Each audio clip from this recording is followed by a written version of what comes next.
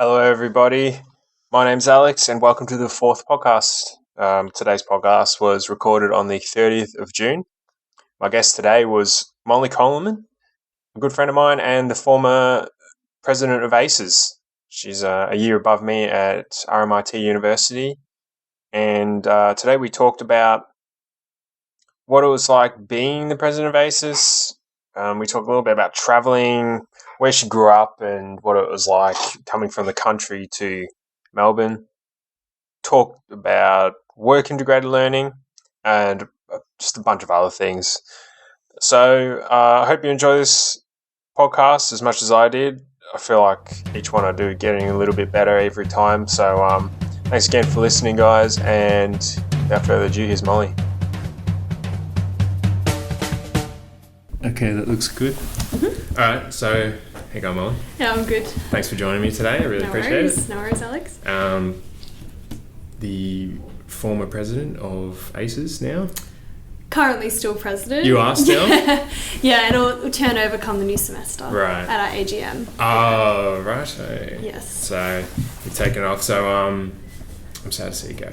We were talking about this the other day. For all intents and purposes, like Jack is president now. Right. Yeah, he's taken over all the functioning. So you're stepping in sort of thing at the moment while you get organised to do what you're going to do in the next couple of weeks. Yeah. Ideally, he's doing a really good job. So yeah, well, I think you will, but I also think that you've set you've established a really good groundwork for the next year coming off. You know, like you've got a really good team environment, and you've brought it back from something that felt like quite a bit of waste of time previously. So yes. I think you've done a fantastic job. You've also pretty much arguably had probably one of the best careers fair that we've had. Yeah, I was pretty happy with how that went. That was unreal. And I think so much positive feedback from that. Yes. From my friends going into it as well. Yeah, that's great. That's great to hear. So I think what you've done is really good. Well, I think ACES, especially clubs at uni, the point of it is that they're a team. And I think the good thing about, our group we've got at the moment is it's so diverse. Like lots of different degrees, lots of different backgrounds. Some people are there really just to drive their careers forward. Others for social. I don't see the difference in terms of purpose. Like it's both crosses. So. Yeah, absolutely. And the year levels too. Everyone feels like it's more involved now, so they rock up to every meet. There's this meeting. The meetings this year are so much better than when the other president was involved with A-level. We had about 3 or 4 people each week then, and then now it's like full house every single week, which is. I think there's a feeling of that everyone's invested in it. Yeah. And they have a role to play in it, and that's why they turn up. Yeah. Like it's not because, they have to. It's because they actually enjoy it. Absolutely. Yeah, everyone's got different reasons for being there. I've no doubt. But yeah. So did you achieve what you wanted to achieve, being the president? Yes, my main goal was to bring a good team together and training rather than actually leading through events and stuff like that. I did that in the past, it's fine, but I really wanted to get value out of people this year. So that's what I did. I invested a lot in the people. Yes. And that seems to pay off because I'm looking forward to the next couple of years coming up as well. Oh, great. So, yeah. What are you interested in being involved in? Oh, well, I'll keep doing this, that's for sure. So this started under your legacy as well, which I'm very grateful for. And I was stoked. Just doing this is that's the aim, is to not people do what you inspect rather than what you expect, and that's can go both ways. In terms of they might not do what you tell them to do, they might far exceed your expectations. Oh, yeah. So. Awesome. Yeah. So I wanted to talk about because when you first going for it, it felt like you were really hungry for it and you were really after it, and you every opportunity you got, you sort of went for it, and I was just wondering where you got that drive to go for it. Okay. To be at the top of all the students, that top level, that president status where everybody comes to you for all the questions and stuff they've got. Okay, that's interesting. I would say it stemmed from the fact that I moved here to Melbourne with the purpose of basically saying yes to everything. And when you do that, you find yourself progressing. And I became really quite focused in terms of goals. Like I always wanted the next step up, the next level of responsibility. I think, but even I've had that in high school as well. Always looked for leadership opportunities and just followed that. So if you're looking for opportunities to manage people and lead teams, you end up being the boss. It's kind of just like an outcome of that. Absolutely. Yeah. If you've got this goal, you're going to naturally progress towards it no matter what, even if it's just in your mind, just be like, there it is, I want to go there. I can't say I ever wrote it down, being president of ACES. Sure. But it's not necessarily the title, it's what accompanies it. So it's that opportunity for development that's accompanying it. Yeah. It's not you achieve president and then, that's the trophy. It's not that at all. It's actually all the challenges that come with it to progress yourself. That was the goal. Yeah. To get there. So where to next then? Well, finishing up ACES. I'm really, really excited to follow what you guys continue on doing after I leave. I think that's going to be really interesting. But next is travel, because it's not something I've done much of or I'm very good at.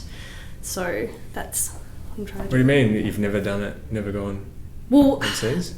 I have gone overseas, but it's always been planned with an inch of its life, and parents are both kind of scared of me doing it. So I went from the country where Melbourne was this ultimate goal and that was the world. Then I got to Melbourne, my scope increased. So every stage I've got through my life, my scope keeps getting bigger. At the moment, my scope is extended to Europe, and so I want to explore that. Yeah, cool. Yeah. So you're going by yourself now, aren't you? Yes. And not planning it, which is so crazy. It's not crazy. I've planned 2 months. Oh, yeah? So I'm 2 months ahead. What do you mean? My current comfort zone. Okay, so you're planning just where you're staying and where I'm staying, yeah. Like activities and stuff. And you're doing activities? Yeah. Ooh. And I have some things set up, like I'm going to conferences, networking events, sort of all around Europe.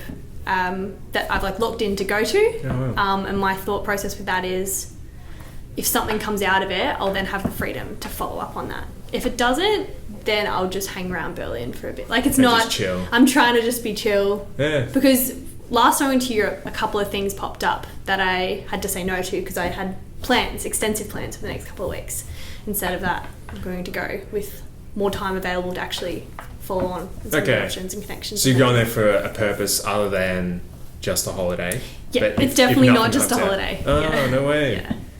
But again, not trying to put any pressure on it in terms of professional stuff as well. Just seeing. Yeah. If opportunity comes up, then you're free to do whatever the hell you want. And I think that's a great idea. Yeah.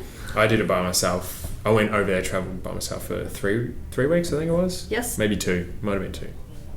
Can't remember. But it was best time of my life. And I just still think about that time when all that struggle that you go through to begin with. Yes.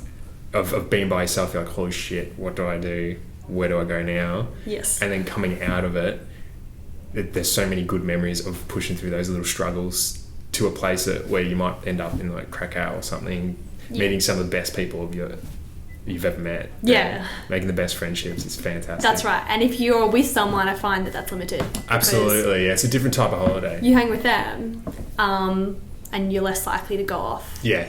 By yourself and meet new people. Yeah. It kind of pushes you to do that. Oh yeah, absolutely. Yeah. That's such a good point. Because like they might want to do something and then you got to compromise or something and it might be totally different. And you don't even notice it, but when I came back from my first Europe trip and I was talking to people who'd been traveling by themselves, it was a completely different experience recounting it, and I just really wanted to try the one. Even though it's terrifying.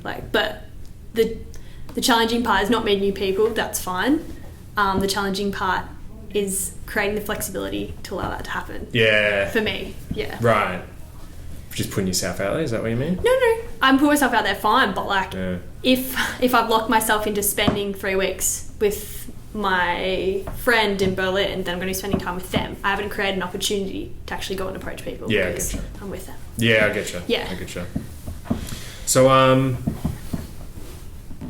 to go back to that hunger that you had for going up. Okay. I think it's important because there's so much stigma around. Stigma is probably the wrong word. There's so much.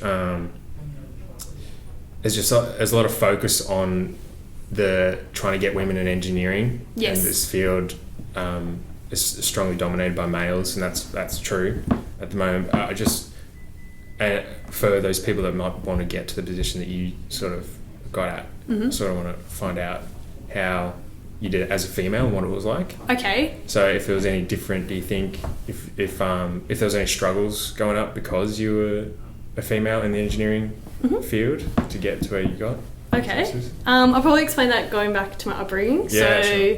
Was born into a farming family, grew up on a farm, one of two girls originally, and so Dad needed help. We were there. So it's never been discussed in my family, the bias towards or not towards girls or guys or sexism or anything like that, because it just didn't exist as far as I was concerned. So you're unaware of it? Pretty much, because I could do a job if Dad asked me to do it just as well as my cousin could. It wasn't very noticeable at all. So my parents weren't that surprised when I wanted to do engineering. I mean, Mum was a little bit shocked at first, but I mean, why is that? Because I think she envisaged something a bit more cushy, more stable. Yeah. Engineering means travel and stuff, and that's scary. But they weren't surprised because they'd always, we'd always been involved in the farm and always been involved, working from a very young age, and loved fixing things, loved problem solving, loved maths. So, and also Mum is a very driven woman herself. So having that, it wasn't much of a shock to either of them. Yeah. Sure. So that's really interesting because Margaret Johns, yes, pretty much the exact same thing. She grew up in a farming environment where her dad, I think, was an engineer previously, but she did the exact same thing. She did all the chores around whatever. Dad got her help, everything. And it wasn't until she got to uni when she was doing a conference there or something, and somebody was like, "Oh gosh, look, you're the only person here, female here or something," and it's unbelievable. Yep. And she was like, "What? Oh yeah, true." Yeah, I don't notice it unless it's pointed out. Yeah. In this field that you've gone down is a highly male-dominated field. But yes, I've been very lucky as well in my professional, in my working environments, that it hasn't been pointed out either. Quite a few instances with contractors coming into my work environment pointing it out, which is a real shock to the system. Because if you're working for a company, and I won't mention any of the company's names, but if you're working for a company who's so all about diversity and so accepting and just great, automatically a sort of barrier that I had just drops. You're not expecting anything. You're just you're completely comfortable. So you drop all those kind of the stuff that you would do otherwise. So one day I was at work and I was in a meeting, and it was my meeting. I was running my project. My boss just came in because he was interested, and contractors came in because the meeting was with them. We were kind of trying to work out if their sort of machine could fit our purpose. That was basically it. And I was actually looking at a couple of different contractors. It was basically interviewing them. And they came in and kind of went straight for my boss, approached him, talked to him. The entire meeting was directed at him, which is pretty confusing because he knew nothing about the technology. Oh, so really? For him, he was really struggling. He's like, but Molly knows all about it and she's designing it. So he kept sort of putting it over. Yeah. And after it, he was so confused because he's like, what was going on there? I, of course, knew exactly what was going on. Yeah. A couple of times, one of them told me could you please note that down? So. Oh, no way. I thought it was. Yeah, about halfway through I realised they thought I was the secretary. No way. Yeah. Wow. Yeah, which is really interesting because I'd been doing all the emails. So they'd assumed that I was doing the email correspondence on behalf of my boss, where it was actually my project. So that shocked us both because he's got daughters of his own. He doesn't even see it either. Mm-hmm. We had to have a meeting about it and sit down and be like, okay, in future, how are we going to approach this? Because it was so embarrassing for the company because it was basically the most unproductive meeting ever. Because they were talking to a brick wall, my boss, who had no idea of any of the technology they were talking about. I kept interjecting, they kept ignoring me. So we didn't actually achieve anything. Yeah, right. An hour meeting. Yeah. So that's really inefficient and a waste of my boss's time. So he said, we need to, as much as this sucks, we need to work out a way. So from now on, whenever we have a meeting together, he'll introduce and he'll say, this is Molly, the lead engineer on this project. Oh, yeah. And that's it. It sucks. That's the first time it's ever actually impacted my professional ability. Yeah, right. And that was just last year. So that was really hard to deal with. Yeah, that's the first time it's happened. Yeah, I can imagine. But I didn't end up hiring them for the job. Oh, yeah. So maybe they'll learn. Did you get another contractor that did realise that you were ahead? Yeah, I mean, like, they were the only one out of a bunch of 5 that were going for tender, the meeting was completely atrocious. And, but if they don't have enough respect, I mean, my boss agreed with my decision. They had a shit sort of tender anyway, so it was easy to push them aside. But at the same time, my boss was like, look, if they can't have enough respect for you, then I don't really want them working on our side.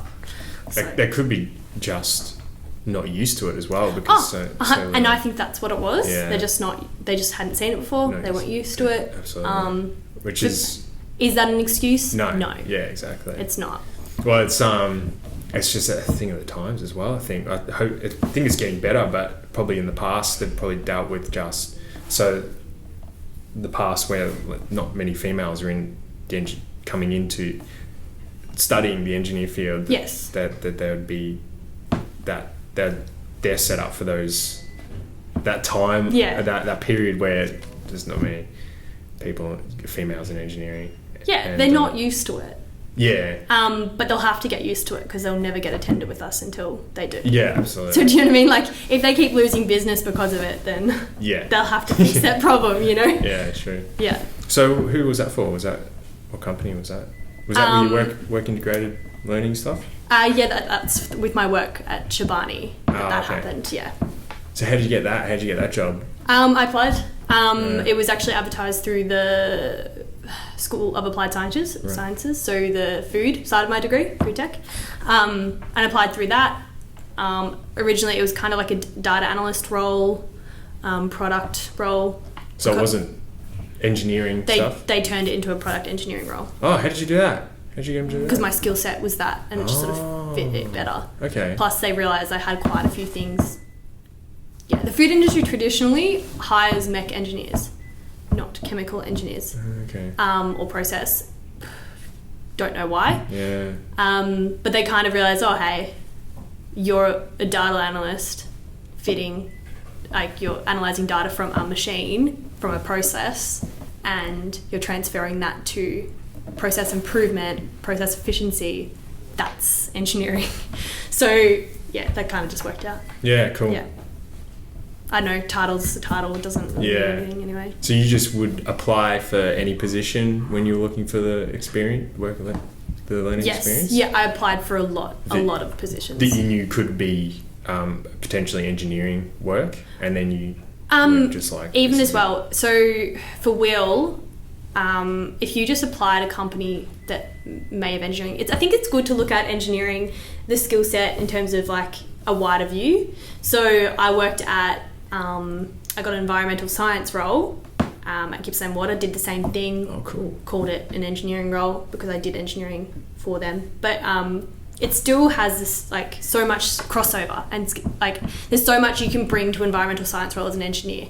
Like, you know, that's different perspective. So it actually worked out because in my team they were all the rest of them were environmental scientists. And as an engineer, I was able to bring something different, but they also taught me a lot about research and specifications and like things that I wouldn't touch on if I didn't work there. Does that make sense? Yeah. So I think people shouldn't limit themselves by a title when they apply for a job, because I changed both my titles whilst I was when I got the position. Yeah, interesting. Like, companies don't care. They don't care what your title is being made by. You still earn the same amount of money. You still do the same work. It's just the title that's different. So yeah, I would strongly recommend for engineers to apply for science roles, data analytics roles. Serious? Wow. Even in business, you can put an engineering title on anything, because engineering is such a broad range anyway. It's actually, you can educate your company as much as yourself in terms of what engineers can do for them. Yeah. Yeah, so I find that pretty interesting because I'm looking for coming into that period where I look for it now too. Yeah, everyone is, and I think don't just search, you know, chemical engineering internship, because the list will be short if non even existent. 100%. Not now. It was existent when the consultancy agencies were looking for work. Yes. Looking for those people, but now after their applications are closed, you type in chemical engineering, nothing pops up. So like process engineering, data analysis, mechanical engineering, systems design, just go nuts with your titles. Yeah, right. Don't look at the title, look at the skill set. Mm-hmm. And it's amazing how many skill sets will apply for you because we've got such a great maths background. So often, even like internships that require like a design portfolio, like, you know, with different computer design programs, you can actually say, well, hey, I've worked with this one. I can easily learn that one. Whether you can or not doesn't matter. If you can convince them that you can. Yeah. If you're willing enough to learn to get there. And that actually shows if you actually show that sort of capacity to say, hey, I don't know this, but I'm going to learn it. Yeah. So I'm going to learn it before you employ me off YouTube. They'll be like, hey, that's pretty, like, we're not even paying you to do that. It's amazing. Like, yeah. It shows a lot of strength of character and shows that sort of stuff. Some good traits for it actually shows good traits. It doesn't show if you don't have a skill, find it. So don't just say, oh, I don't have that skill, sorry. Say, I'm gonna get that skill. Yeah. So you can employ me. Right. That's pretty impressive if you think about it. That's so hard to do. I've had a couple of phone interviews. Yes. Recently, and they say, ask maybe, where's an example of when you did this or something like that.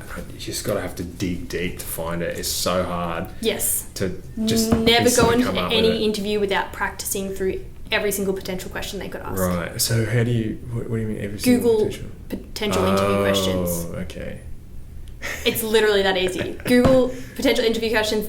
No company is going to do something crazy and outlandish because they actually have to have a uniformed way of selecting a candidate. Absolutely. Those questions they asked felt very off script. Like yes, they've got there's a script. There. Find the script. Yeah, just right. Google crazy interviewing questions for engineers, interviewing questions for business. Yeah. By the time you get to page 10 on Google, you've pretty much come across every single interview question ever known. You'll be able to format each one to suit you. You'll never be surprised when they ask you, and most certainly find the ones that are the hardest ones. They'll always ask you something to throw you. Right. Where's a situation where you disagree with your manager? Yeah. Oh, yeah, sure. Where's a situation where you hated working in your team? Yes, I got that one. Yes. Where was it? We came across a problem working as a team. Yeah. And how did you deal with it, solving it, or something like that? They're meant to throw you. They're there to like shred people apart. Yeah. Don't let them. Yeah. I was so nervous when I was going into my first one. Yeah. You'll always be nervous, and that's good. It's a bit of an adrenaline. It's not bad, but absolutely. Prepare to the point of insane. Yeah, I think I didn't prepare enough. That's what made me even more nervous. That's a good lesson. Yeah, absolutely. Lesson to learn. So I came out, well, absolutely. Even though I didn't get it, the position, I still learned from it as well. That's why I say to everyone, apply. Yeah, just go. Regardless of, I don't think it matches me. Who cares? Just apply. You've got... Put yourself out there Put yourself out there. And you get experience from that. Yeah. Even if you don't get feedback, like, you can always ask for feedback. If they don't give it to you, that's fine. But, I've applied for hundreds of jobs. Have you? I'm not even joking. And that's how you get good at it, is by applying and being rejected. Yeah. Like, because I've only had 2 engineering jobs. Yeah, right. I've been rejected from a lot. I've not even received emails back from a lot. You'll get that. It's so hard not to be disheartened by it. Yeah, it is. It's really hard. But if you treat each one as a learning experience, that's right. It sounds like a cop-out. I get it, but... You grow from every single one. You do. You go through that. You definitely get do. a little bit of information, a little bit of experience in this thing. So when the next one comes up, you're a bit better. Yeah. And it keeps growing. Plus, you grow in terms of confidence too, I think. Especially, I felt like after my ones. Yeah. Even though I didn't get through it, I knew what I could do next time. Yeah, that's true. Yeah. So, whereabouts are you from? You're in the country, I'm from Gippsland, I'm from East Gippsland. East Gippsland. Where's that in terms of the compass? 3 hours from Melbourne? east of Melbourne. East of Melbourne. Yes. Wow, that's a long way away. Do you go back much? I do a lot more now than I used to when I first moved here. Yeah. Why was that?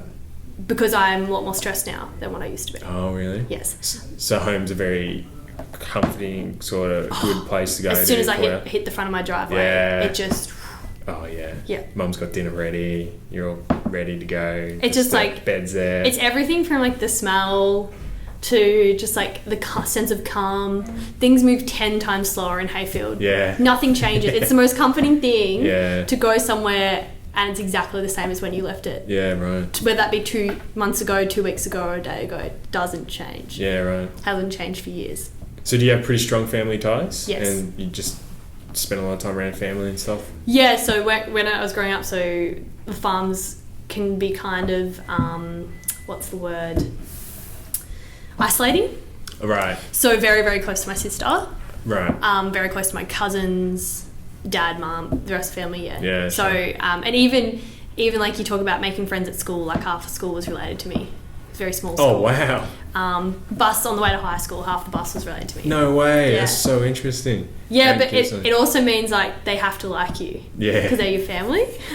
It gets back to granny otherwise. Yeah. So it's a different sort of kettle of fish when you get to high school and you actually have to like, you know, make friends. Yeah. They don't just like you automatically. So many other people there now, Yeah. and it's another new experience. I completely had to change my social ability. Yeah, when well, I was high absolutely. school, yeah. Well, you had to learn a lot too, I suppose. Yeah. Plus, you're going through a period of time where you're so young and everything's developing in your brain and stuff. You're learning heaps of shit. Yeah. But so is that why your mum was really surprised for wanting to do engineering, because it's a very travel intensive job, maybe? I think she was surprised because I'm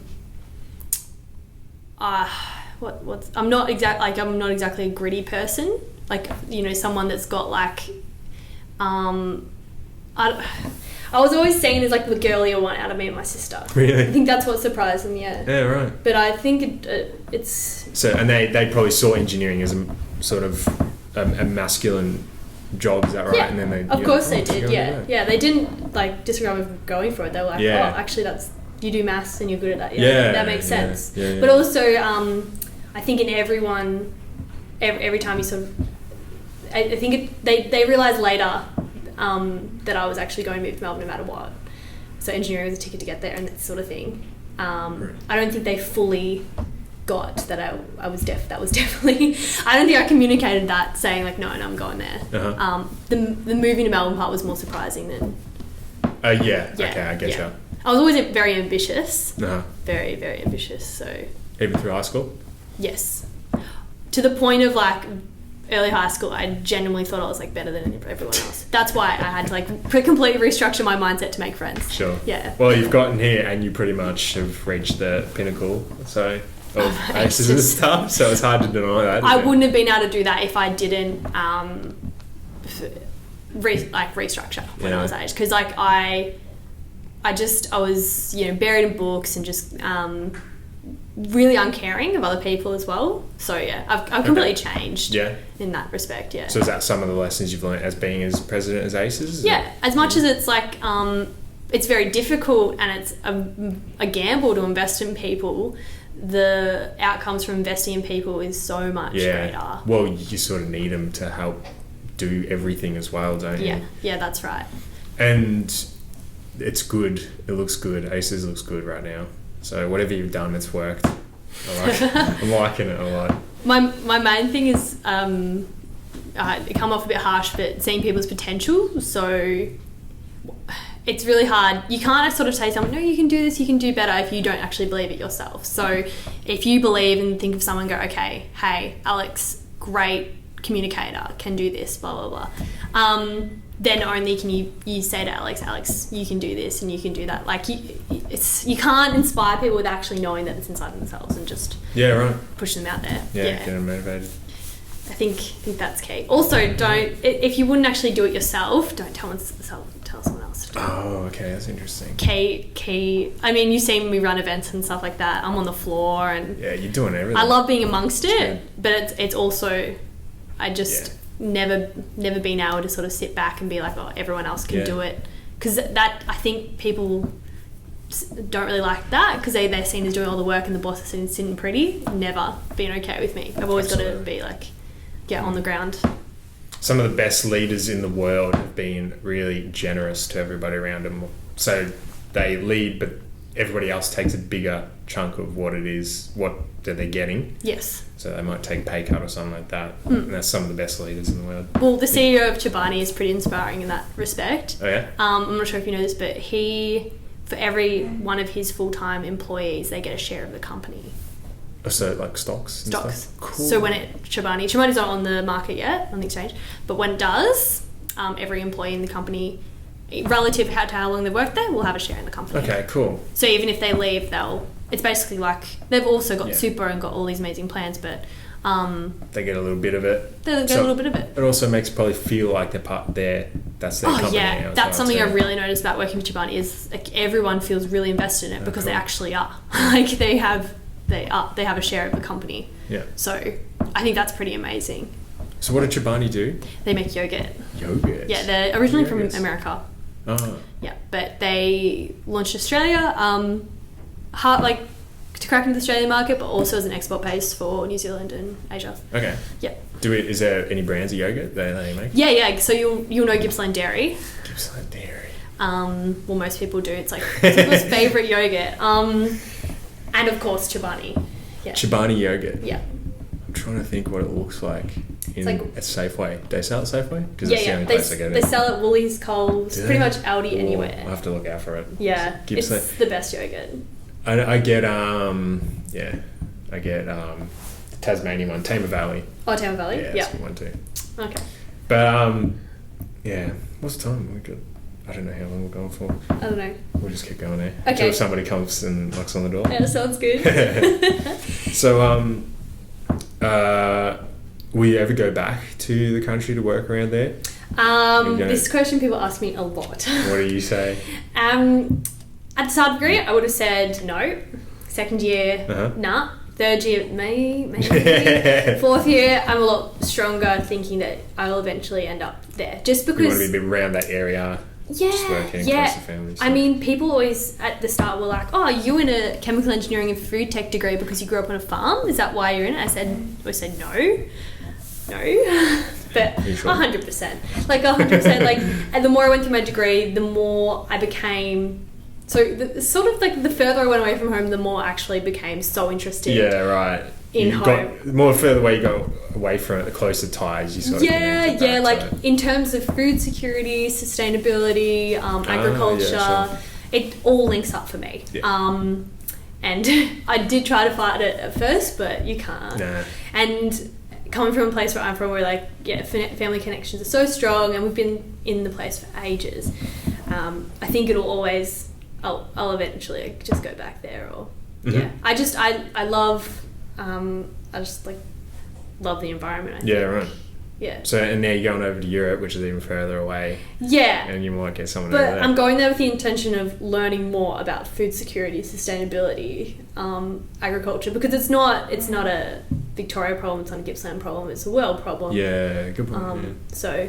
Yeah. I need to in order to combat it, I can't just combat it from the ground in hayfield. It just doesn't work. People do it and they contribute a lot, but if it's a big problem, it requires a big scope and right. Especially with that's almost 7.5 billion people in the world now. Like how many got to feed all them. Have to have lunch every day, That's insane. I know. Where does that food come from? 7 billion mouths. Well, that's what I'm trying to work out. Yeah, it's a big. So that's probably a good thing to say as well. I was always a little bit drifty about my career scope. I was always really open to lots of different challenges. But now I'm pretty focused on food sustainability, food security. It's just something clicked, and I was like, this connects all my passions, and it's done. Yeah. No, it's good to have. I'm sort of leaning into waste management area. Yes. So great. You should apply for Gippsland Water. It was a great program. Yeah. Oh, you did Gippsland Water. Yeah, true. Yeah. So what did they do? Take on. Because they have, they treat water, obviously, but they also have a waste management facility. That's where I worked. Right. So they do, contaminated soils all the way through to disposal of... sludge and stuff. Yeah, sludges, radioactive waste, which is super interesting. They don't actually dispose it anymore, but they monitor it. They still have... land that's actually radioactive potential. Wow. So really from the sewage? Just from it's from don't quote me on this, but it's from the industry 30 years ago. Oh. And it's just sitting there and has to be monitored constantly. Yeah, it's not anything bad. I don't think the entire time I was there I got a reading, which is disappointing, but for me it was disappointing. I was like, oh them. Be in it. And they also turn organic waste into a compost fertilizer material for the dairy farmers. Yeah, I think that's cool. Which is really cool. Uh-huh. And it's actually a viable product, which is even cooler. Yeah, absolutely. Yeah. So much nutrients in that we're just chucking out into the sea, which was... Well, yeah, it was all going to landfill waste. otherwise. So, landfill, that's yeah, and they've just actually signed a big contract to take on a lot of organic waste for Melbourne, so it's only going to get bigger down there.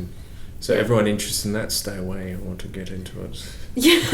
Do not go near it. I think it's so cool. Yeah.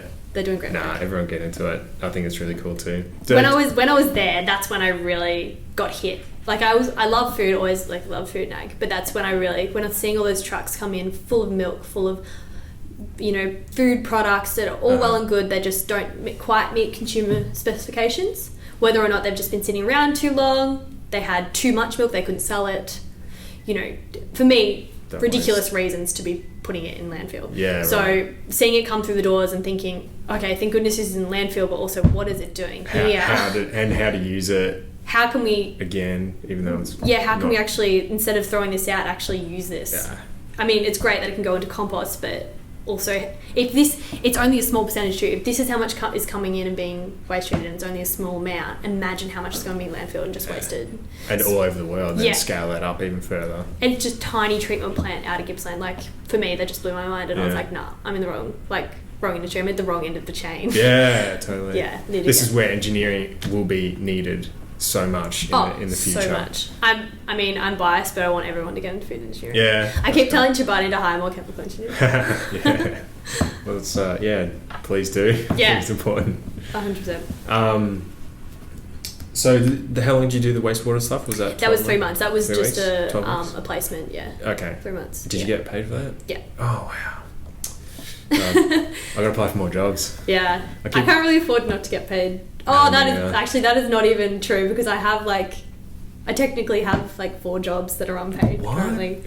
You got 4 jobs? Well, and if you count degree? President ACES, EA ambassador, JVC committee member. Right. I don't know. List goes on. I lose track. No way. So you're EA. What? Would you do EA? EA. Engineers I was Australia, so campus coordinator. But I do less of that and more advocacy now. What's advocacy? So it just means if they need student input, or if they need to know where RMIT stands, or what's the talk on the street, what do we need? They sort of just contact me. Oh, okay. For RMIT, so you're pretty much a representative for this area. I'm a representative for RMIT. Oh, okay, cool. Yeah. So I did I hosted their webinar, one of their webinar series the other week. Yeah, right. Yeah, just talking to some industry professionals. It's great because before then they'd had EA, people that work at EA. I'm going to say adults, but that sounds weird. Right, professional maybe that... so you've got an older guy interviewing older guy on what students need. Yeah. Do you know what I mean? Or older lady interviewing older lady. Maybe. Yeah. So they're not completely out of the loop. They're pretty good with stuff, but I think it shows in the numbers. So when I interviewed, I was getting heaps of questions in from viewers, but I also was yes, every text that came in, I'm yeah, that's something people need to know. And I was actually because I talk to you guys every day at uni, and I know what I went through, so we sort of all have the same questions. We're all in the same boat. I think that's important to consider, that in engineering, no one engineering student is exempt from all these questions and about the future. Yeah. So being able to sit there and actually have 3 engineering professionals at my disposal, being able to ask them anything I wanted, anything the students wanted, was pretty cool. Yeah. And EA have done a really good job on that. Awesome. Hope they continue to do that. Yeah. You're also a student. We're also students that are experiencing what the person that's into the older person might not be experiencing. That's right. So it's more of a personal approach, I think. So it was more just me saying, what do I do? What's this about? Yeah. So what did you have to do? They send text through? Yeah, so online? I first interviewed them on their background experience and just had a general chat just to get them comfortable, because actually they all 3 were quite nervous, which is fine, of course. Engineers aren't used to doing such public sort of performances or whatever. You wouldn't expect that, would you, from somebody that is in professional they're all great. Yeah. I mean, one of them, I was CEO of his own company, so he was quite experienced at it. The other two ladies were just I'm really nervous. And I was surprised. And I was oh, really? Like, oh, I don't know. Yeah. But I think the first bit was to make them feel comfortable. Yeah. And then after that, I started getting, because it was live, so students all over the country were watching it live, and they were able to text through, message through questions that they had to answer live on spot. Yeah, cool. And then those were filtered according to the topic, sent to me, and I basically could pair them together, figure out who to match them to, or avoid them completely if they were, not a good question. And even just questions I had on my mind that people have been asking me recently, trying to get some clarification around things. It was shameless plug, but definitely watch it. Yeah. What was it called? Career pathways for engineers. Okay. So it was all about what I'm all about, which is you don't have to have that structured pathway. Absolutely. I mean, you could view my resume and say that I have done that, but after doing it, I would say definitely there's so many other ways. And so many people I've met who are engineers working in completely different fields, or to what they wanted to, and then they love it as well. They love it. So I've heard that so many times. Definitely you can turn a lot of jobs into engineering jobs if you're an engineer. True. What was it the other day we learned that engineering is about design or something, that we learned in ethics, where he was like, what is an engineer? And I put my hand up and said, it's a problem solver. And he's like, yeah, but what is, like, what does a doctor do? What does maybe a lawyer do? They all solve problems. It's the fact that engineers design things with that information knowledge that they got. And I think it's important to not put design. I hate to use the word design because people automatically go computer program, piece of paper and a pen. Right. So I try to not use that word. Instead I try to use system or process. Yeah. So they problem solve. Process design? They problem solve through a process. Oh, so rather than saying they problem solve through designing a solution, they problem solve through finding a process. That will solve it. Yeah, cool. Yeah. I like that. Or making a system, building a system. I think it's all about like going, okay, this is the problem, let's make connections. It's making connections as well. Yeah. So engineers are really good at making people would look at it and go blah, but they're really good at breaking it down and then connecting it together and saying, okay, here's a process and a better way to do it. So if you think about it, everything in this world involves a process of doing it. And engineers are really good at looking through all the whole thing and saying, okay, here's the best way to do it. Yeah, okay. Yeah. Most efficient, most effective. They can also weigh up a lot of other stuff as well.